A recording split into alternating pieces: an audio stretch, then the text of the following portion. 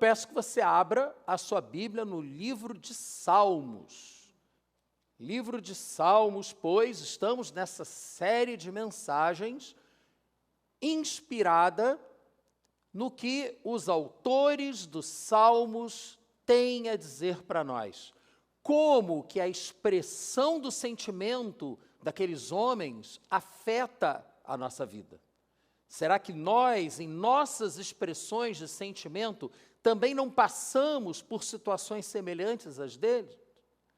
É isso que nós iremos buscar na palavra ao longo dessas semanas.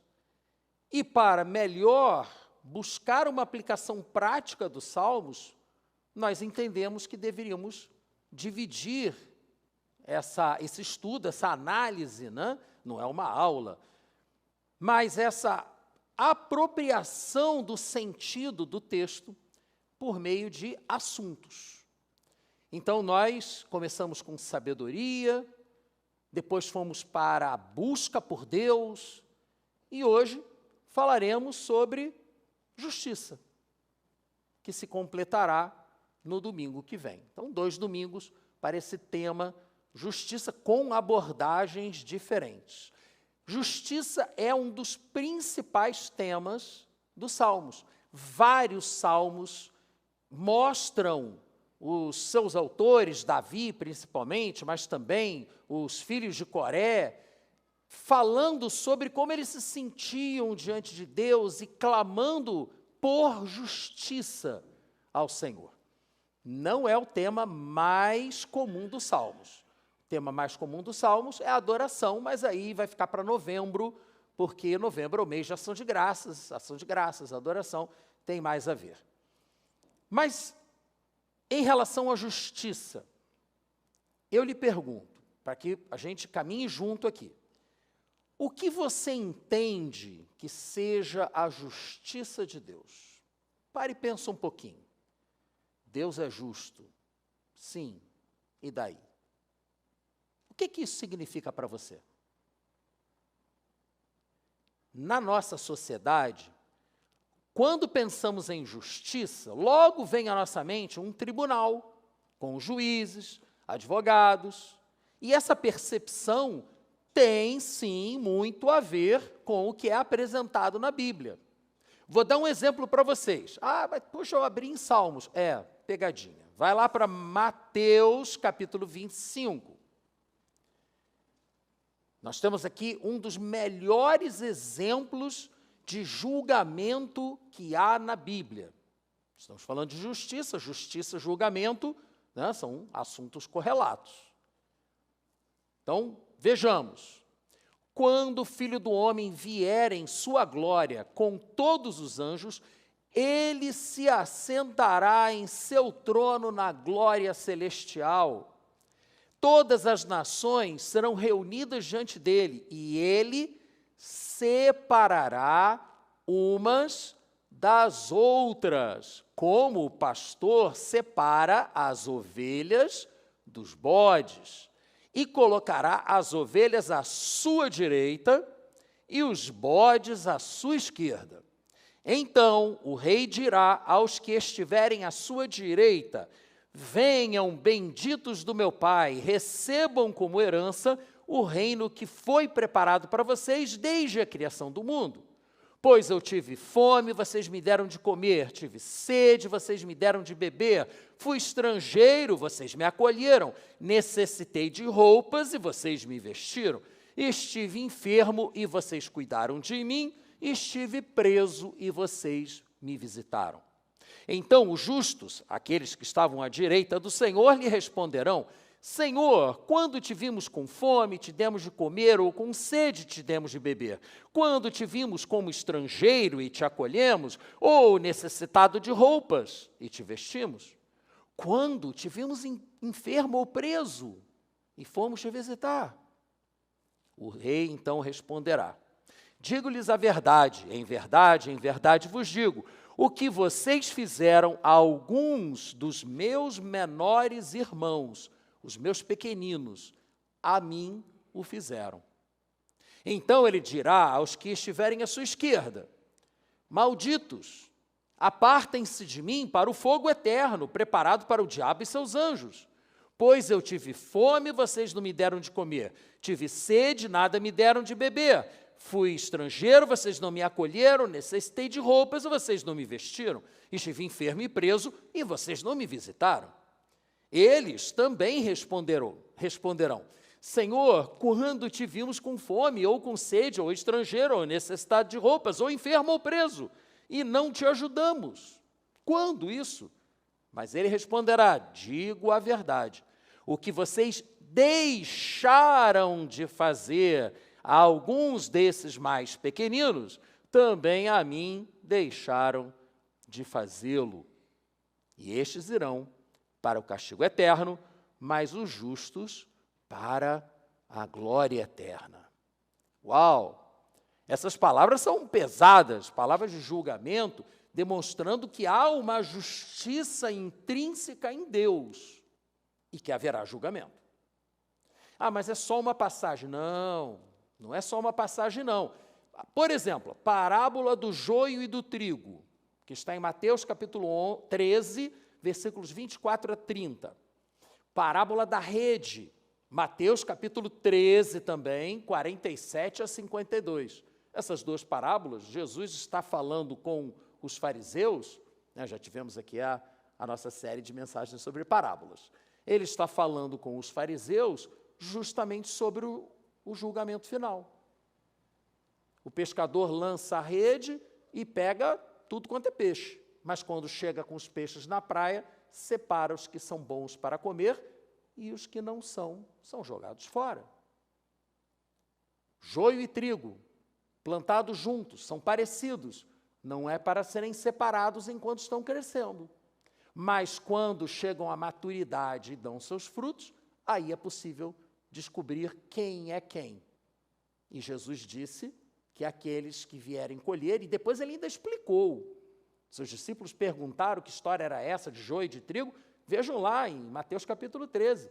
E ele explicou que seriam os anjos do Senhor que fariam a colheita e iriam separar os que são filhos de Deus daqueles que não são, que são apenas criaturas. Isso, gente, sem falar no principal e último grande julgamento, né? Apocalipse capítulo 20, versículos 11 a 15, o julgamento de todos os mortos diante do grande trono branco.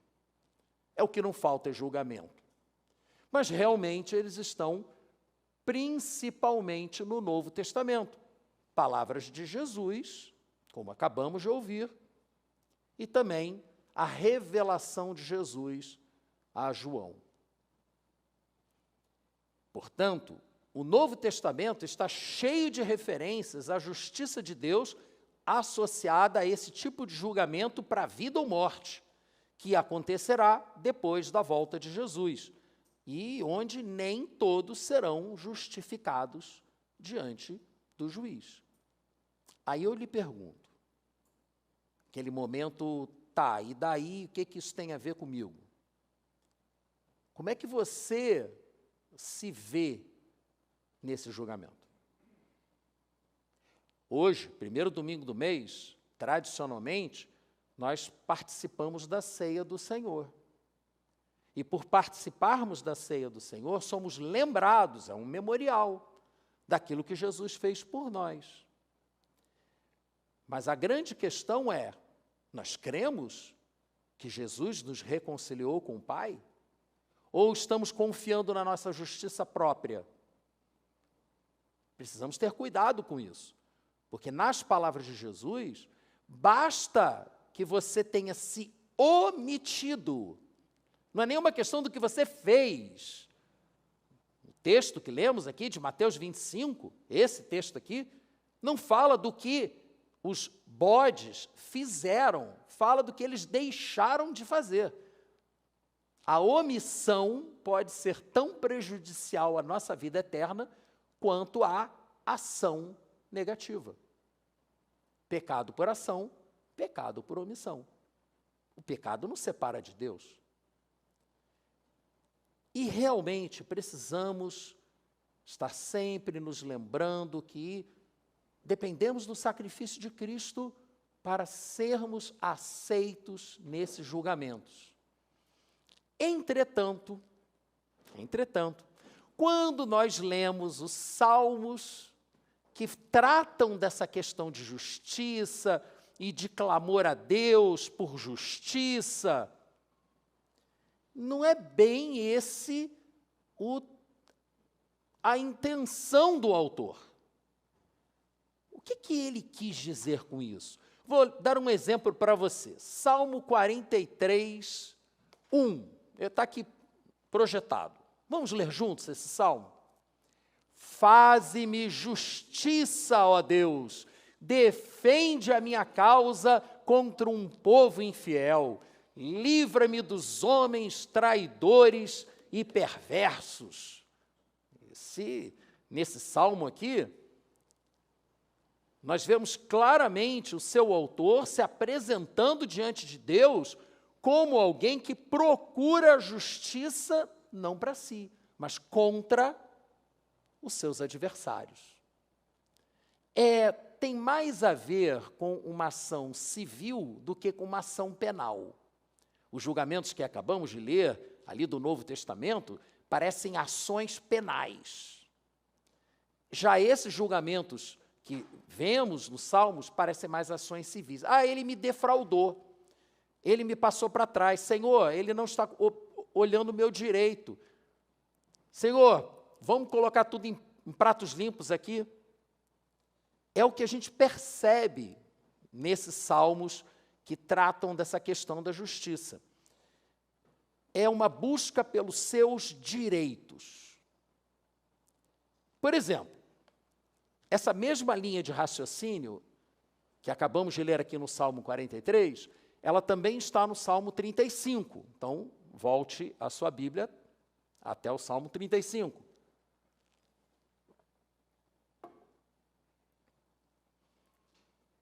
Defende-me, Senhor, dos que me acusam. Luta contra os que lutam comigo. Toma os escudos, o grande e o pequeno, levanta-te e vem socorrer-me. Empunha a lança e o machado de guerra contra os meus perseguidores. Dize a minha alma, eu sou a sua salvação. Sejam humilhados e desprezados os que procuram matar-me. Retrocedam envergonhados aqueles que tramam a minha ruína. Que eles sejam como a palha ao vento, quando o anjo do Senhor os expulsar. Seja a vereda deles sombria e escorregadia, quando o anjo do Senhor os perseguir. Já que sem motivo prepararam contra mim uma armadilha oculta e, sem motivo, abriram uma cova para mim. Que a ruína lhes sobrevenha de surpresa. Sejam presos pela armadilha que prepararam, caiam na cova que abriram para a sua própria ruína. Então minha alma exultará no Senhor e se regozijará na sua salvação. Todo o meu ser exclamará: quem se compara a ti, Senhor? Tu livras os necessitados daqueles que são mais poderosos do que eles. Livras os necessitados e os pobres daqueles que os exploram. E em seguida, para não nos alongarmos muito, neste mesmo salmo, Davi repete mais 2 vezes essa mesma sequência de expressão visceral dos seus sentimentos. Crua, nua, aberta. Ele está falando o que ele está sentindo, que é como nós devemos nos aproximar de Deus, sem meias palavras, de coração aberto, como Davi fazia. Ele foi e apresentou o caso dele diante do Senhor. Ele se queixou, ele apresentou o problema, ele levantou um clamor ao Senhor para que viesse em socorro dele, e em seguida ele apresentou uma promessa de adoração, quando o Senhor lhe fizesse justiça. Vocês se lembram de alguém que repetiu a mesma oração também 3 vezes? Jesus no Getsêmani. Também chegou diante do Senhor, apresentou a sua queixa, apresentou seu clamor, apresentou a sua adoração, levantou, foi até os seus discípulos que estavam dormindo, voltou, repetiu a mesma sequência, voltou os discípulos, continuavam dormindo. E depois veio a terceira vez. Olha só, pode ser coincidência, mas Davi não era um homem com um coração segundo o coração de Deus? E movido, eu creio, pelo Espírito, ele foi e fez esse tipo de apresentação diante de Deus. Nós não sabemos as circunstâncias que Davi estava vivendo, mas é nítido que ele se apresentou diante de Deus em busca de justiça contra os seus inimigos, porque ele estava se considerando perseguido e injustiçado. É o que ele coloca no Salmo, claramente. E mais, ele estava se sentindo sem ter alguém que o defendesse. Senhor, vem me defender, porque não tem mais ninguém para me defender aqui. Eu dependo do Senhor. Aí eu lhe pergunto, agora, não mais em referência ao tipo de julgamento que vemos no Novo Testamento, Senhor, vou viver para sempre contigo ou não? Não, isso a gente vai ver na hora da ceia. Mas a minha pergunta para você agora é a seguinte: você se sente injustiçado? Você se sente perseguido? Como é que está a sua vida profissional? Eu já passei por, eu digo brincando, né? É brincadeira, tá, gente? Numa vida passada, eu fui oficial da Marinha, né? Então, passou, fui para a reserva, mas naquela vida eu sofri muita injustiça. Muita injustiça. E fui perseguido, inclusive por ser evangélico.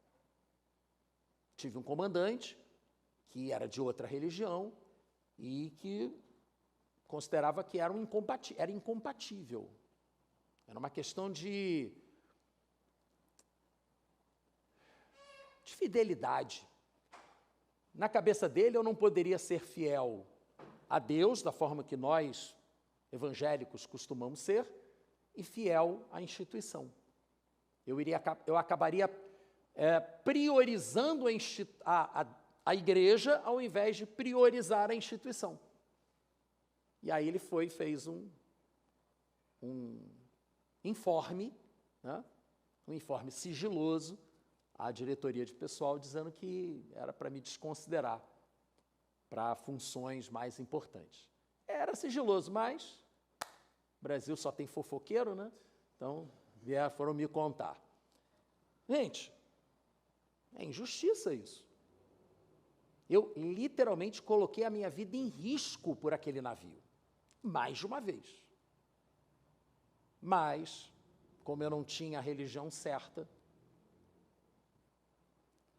se você também passou por uma situação como essa, talvez você entenda o que Davi quis dizer aqui. Talvez você se identifique com esse clamor de Davi. A queixa, o clamor e a vontade de adorar a Deus pelo que Ele vai fazer por você. O problema é que nós vimos aqui que Davi se apresentou diante de Deus como se ele fosse puro, como se ele estivesse coberto de razão, como se não houvesse pecado na vida dele. E a verdade é que não é bem assim, não é? Nenhum de nós está absolutamente isento de culpa. Todos nós temos alguma parcela de responsabilidade pelo que está acontecendo conosco. Se eu tivesse um pouco mais de inteligência emocional, eu teria lidado melhor com aquele comandante e eu não teria dado a ele a oportunidade de me perseguir. Talvez ele me perseguisse de qualquer maneira, mas dei ocasião para ele, me faltou sabedoria. Então, eu, de certa forma, contribuí para o meu problema. Davi, no Salmo 14, então já que o próprio Davi disse isso para nós, vejam o que ele falou sobre essa questão da justiça própria. Salmo 14, versículos 1 a 3.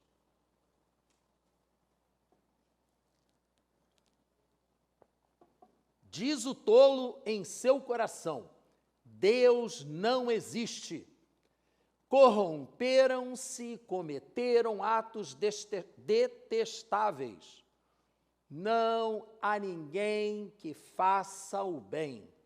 O Senhor olha dos céus para os filhos dos homens para ver se há alguém que tenha entendimento, alguém que busque a Deus. Todos se desviaram, igualmente se corromperam, e não há ninguém que faça o bem, não há nenhum sequer.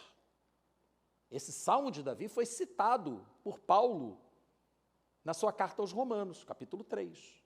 Ele cita esse salmo aqui. Não há um justo sequer. Por isso é que dependemos do sacrifício de Jesus. Porque se nos apresentarmos diante do justo juiz com a nossa justiça própria, seremos consumidos.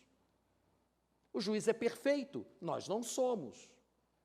Então, podemos e devemos apresentar diante de Deus as nossas queixas quando nos sentirmos injustiçados ou perseguidos, mas de salto baixo. Não vamos de salto alto, de nariz empinado, cheios de justiça própria, cheios de razão. Não, vamos humildes, clamando ao Senhor, para que Ele venha nos atender. Gente, Davi era um homem segundo o coração de Deus. Está em 1 Samuel, capítulo 13, versículo 14.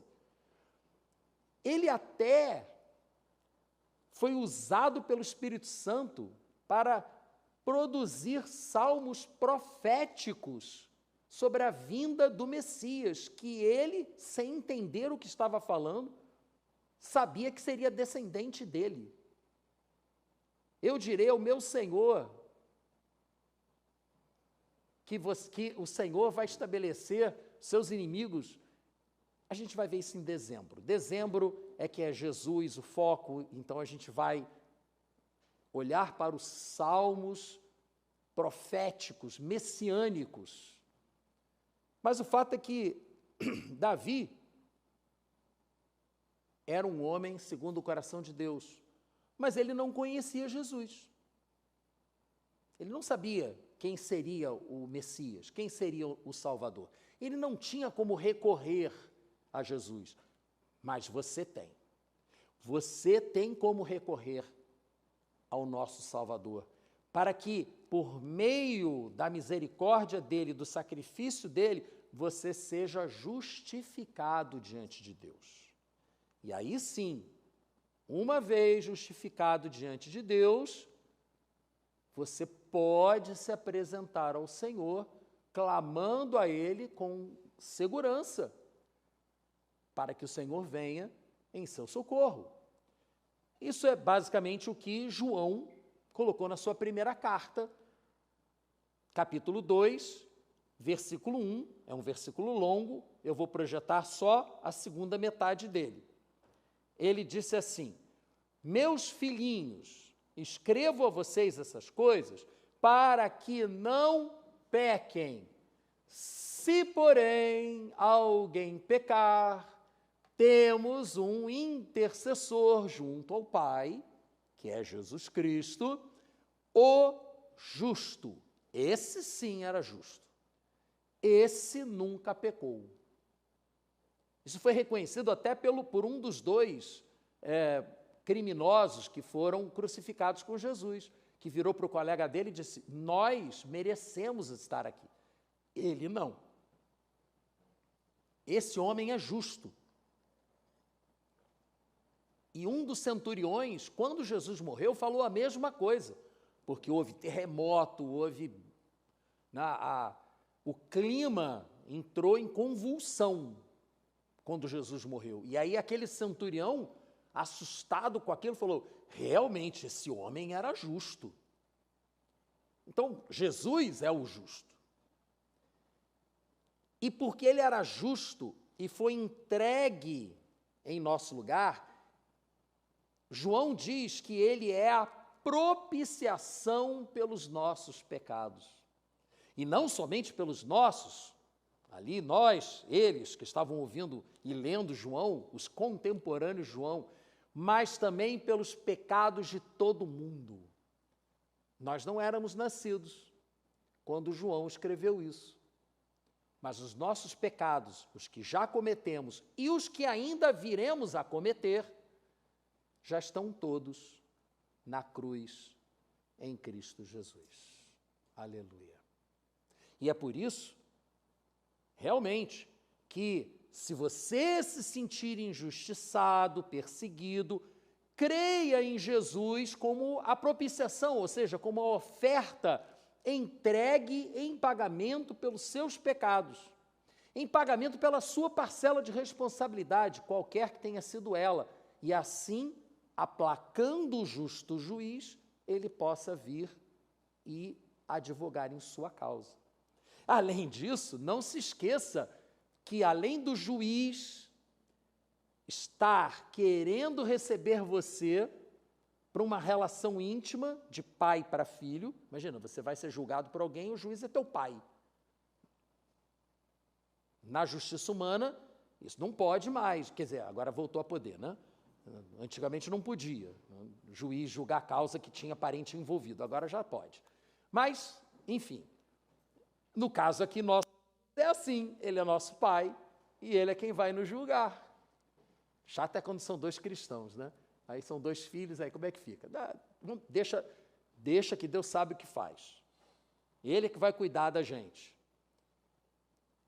Mas além de termos o juiz, que é nosso pai, nós temos o advogado, que é Jesus. Ele é o intercessor, foi o que João disse aqui. Temos um intercessor junto ao Pai, Jesus Cristo, o justo. Ele é nosso advogado de defesa. Então, o juiz é nosso pai e Jesus, o nosso irmão, é nosso advogado de defesa. Por isso, sim, é que nós podemos nos apresentar diante de Deus, como fez Davi, e clamar ao Senhor por justiça para a nossa causa, por estarmos sendo injustiçados e perseguidos. É o que Paulo também falou a Timóteo. Primeira carta dele a Timóteo, capítulo 2, versículos 5 e 6. Vamos ler juntos essa? Pois há um só Deus e um só mediador entre Deus e os homens, o homem Cristo Jesus, o qual se entregou a si mesmo como resgate por todos. Você faz parte de todos? Ou você está fora do todos? Para pensar nisso. Todos significa todos. Jesus se entregou por todos para a salvação de quem crer. Creia, clame pelo Senhor e você será salvo. Foi o que Paulo disse lá aos Romanos. Concluindo,